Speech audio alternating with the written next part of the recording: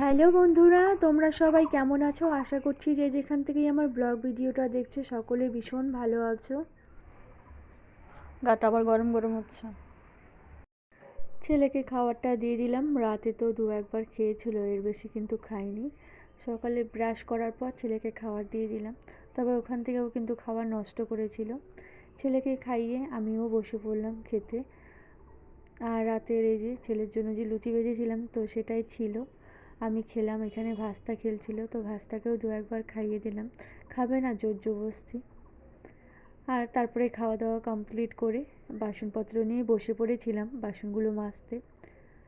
সব বাসনগুলো এখানে ডিপ করে রেখেছিলাম। তো ওই যে তোমাদের তো এর আগের ভিডিওতে বলেইছিলাম, আমি ভিডিওর কাজ কমপ্লিট করে তারপরে আমি খেতে বসলাম। খাওয়া কমপ্লিট করে এই যে এখন আবার কাজবাজ শুরু করে দিয়েছি।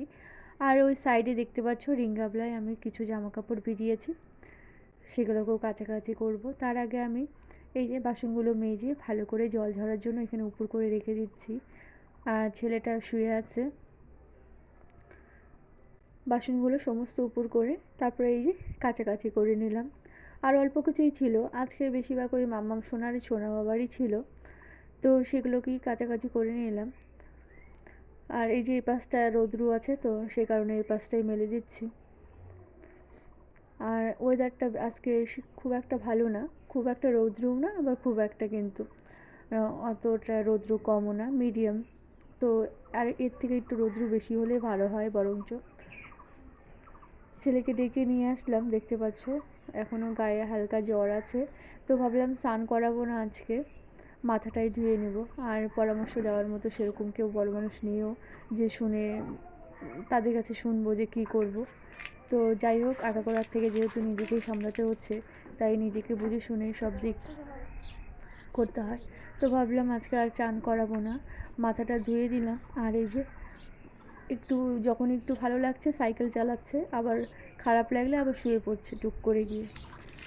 পাটা একদম বালি বালি ছিল, তো দুদিন কালকে তো আর ধুয়েছিলাম এমনি, তো সাবান দিয়ে আর ধোয়া হয়নি। সকালে একটু ভালো লেগেছিলো, খেলেছিল, তো তারপরে গিয়ে আবার একদম শুয়ে পড়েছিল। গায়ে গিয়ে দেখি আমি গায়ে অনেকটাই জ্বর, তো ওষুধ খাওয়ানোর পর এখন একটু ঠিকঠাক আছে। তো ভাবলাম থাক আজকে আর স্নান করাবো না, হাত পা মাথাটা ভালো করে ধুয়ে দিলাম। তারপরে এই যে পা হাত পা একটু ঘষে না দিলে হলোই না, এতটা বালি মানে ধুলোবালি ছিল পায়ে। আর দেখছো ও কেমন করে হাঁটছে যাতে পায়ে ধুলো না লাগে। আর দেখো সিঁড়ির সামনে আর ঢুকতে না ঢুকতেই মাম্মা সোনা দেখি উঠে পড়েছে, দৌড়ে চলে গেল। আর দেখো আমার ছেলে এখানে ট্যাচু হয়ে এখানেই দাঁড়িয়ে আছে। তো এমনটাই সকালেও এমনটাই করে। আর শরীর ভালো না লাগলে তো বুঝতেই পারছো যে বড়দেরই ভালো লাগে না। আর ও দেখতে পাচ্ছ আমি যত পর্যন্ত না হাত ধরে টেনে না নিয়ে গেলাম ওখানেই দাঁড়িয়েছিল। ছেলেকে এই যে জামা ঠামা চেঞ্জ করে দিলাম, চেঞ্জ করে এখানে খাওয়াতে বসে পড়লাম। আর মামাম সোনাকে ওই যে ঘুম থেকে উঠে পড়লো। তো এরা মামাম সোনা কী বলো তো, যখনই আমি দিশানকে খাওয়াবো তখনই ও কিন্তু ওর সঙ্গে খাবে, তাছাড়া কিন্তু একা একটু ভাত নিলে নষ্ট করে, খেতে চায় না। আমি স্নান পুজো কমপ্লিট করে খেতে বসে পড়লাম।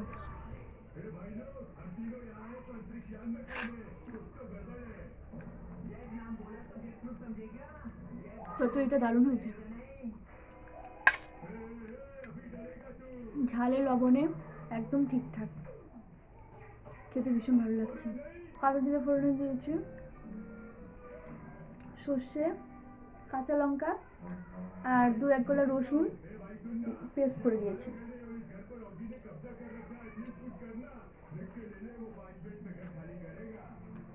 আমি তো ভেবেছিলাম এই ডাটাগুলো গলে যাবে, কিন্তু একদম গলেনি কিন্তু। আর এই যে চাদরটা জড়িয়ে, চাদর বলতে ওড়নাটা জড়িয়ে নিলাম।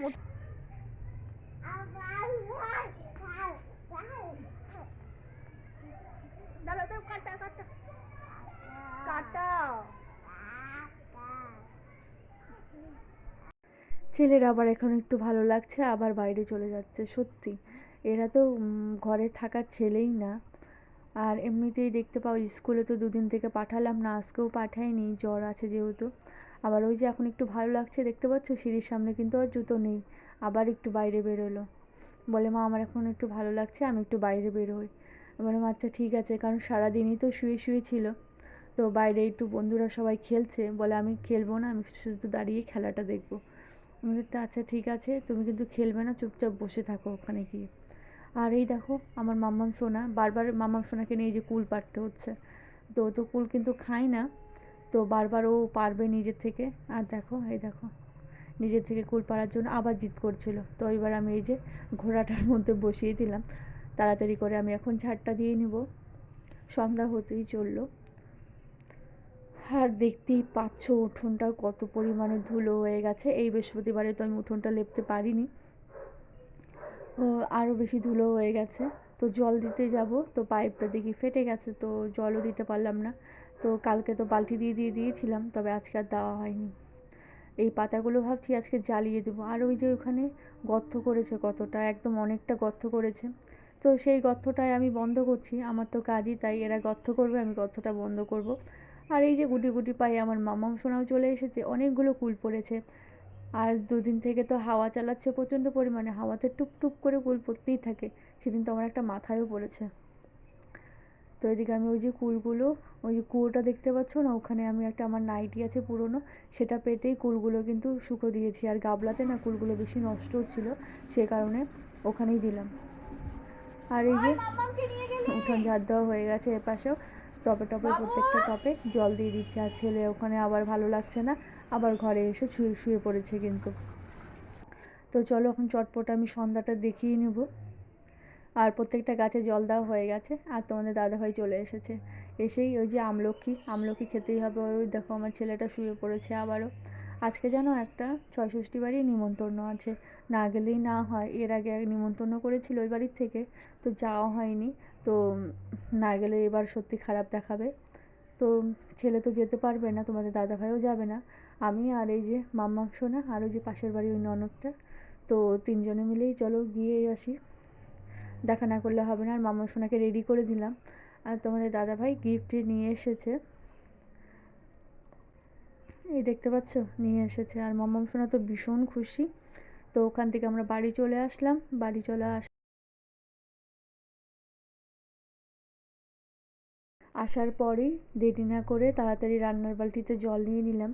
আর আজকে তোমাদের দাদাভাই নিজের মুখে বললো যে পরোটা খাবে, তো চটপট দেরি না করে বানিয়ে ফেললাম।